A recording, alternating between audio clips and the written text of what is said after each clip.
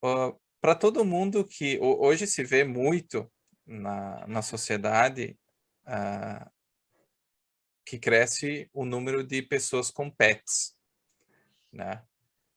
E além disso, há um debate muito grande na questão ambiental, preservação, extinção de espécies e tudo mais.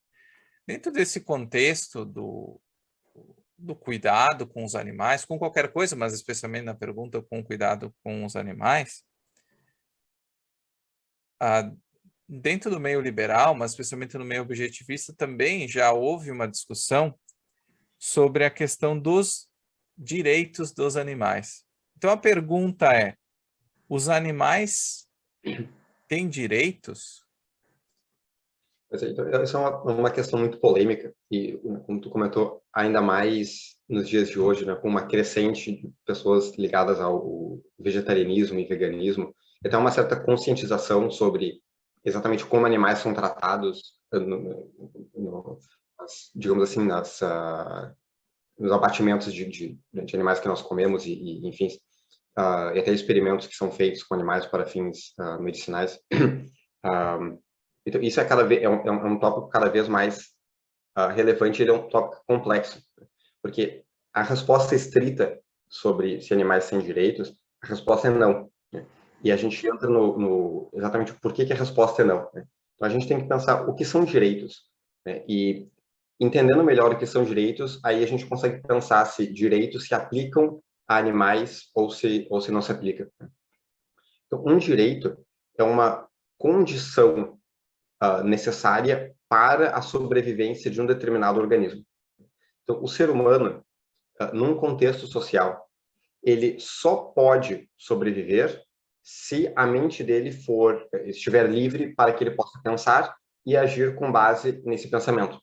Então, o que nós denominamos por um direito, no caso, um direito individual, diz respeito a, digamos assim, a linha que existe entre o que um indivíduo pode ou não fazer quando ele está em sociedade. Então, eu preciso, para que eu possa viver a minha vida como ser humano, eu preciso ser livre para poder exercer, para poder buscar os meus valores de acordo com o que eu acho certo, que a minha razão, o que eu consigo utilizar a minha razão para determinar que é correto. Agora, se eu removo essa capacidade que o ser humano possui de buscar os seus próprios valores, de pensar, a consequência disso é que eu não consigo mais viver como um ser humano. Eu passo a viver como um parasita. Eu vivo literalmente às custas dos outros, né? Porque eu não estou mais produzindo. Agora, o ser humano ele necessita dessa condição que nós chamamos de direitos dentro de um contexto social.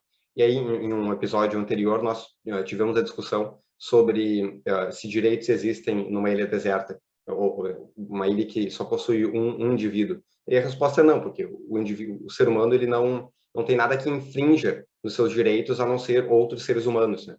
Ou seja, nada infringe o indivíduo de pensar ou de agir, a não ser a força, a coerção de outros seres humanos. Agora, animais precisam disso. Animais precisam de direitos para que eles possam viver e para que eles possam existir. E a resposta é não. Animais eles possuem instintos para sobreviver. O que significa?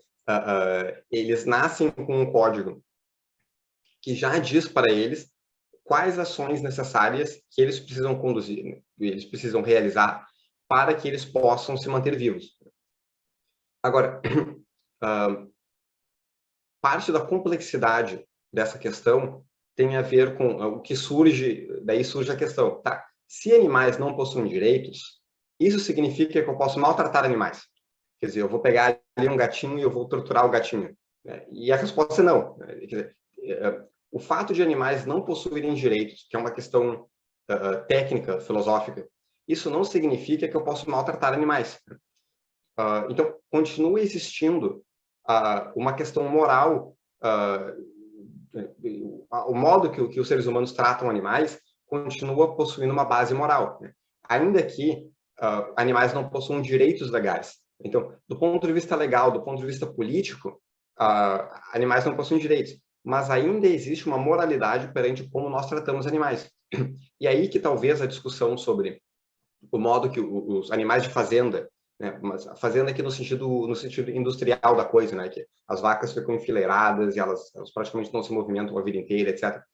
Aí que essa discussão ela pode surgir de uma forma talvez um pouco mais pertinente, que é o modo que nós tratamos animais é cruel ou não é cruel, ou até que ponto é cruel, quais as condições que pode ser determinado como o modo que nós tratamos animais é imoral. Né? Mas, de novo, isso é uma discussão separada da discussão legal se eles possuem direitos. Né? Um exemplo clássico que surge nesse contexto é quando animais são utilizados para caça, né? No sentido de caça como esporte. E aí vem a ideia de que é legal, de acordo com a lei, em partes dos Estados Unidos, em várias partes da África, e tem algumas partes aqui do Brasil, em determinadas temporadas de caça, tu pode pegar uma arma e tu pode matar determinadas espécies.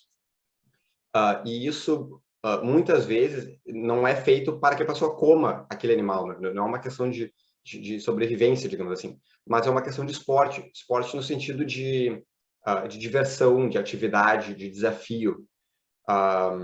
E aí surge uma questão moral, que faz sentido moralmente um ser humano ir caçar, sei lá, um javali, ou caçar um elefante, ou um leão, etc.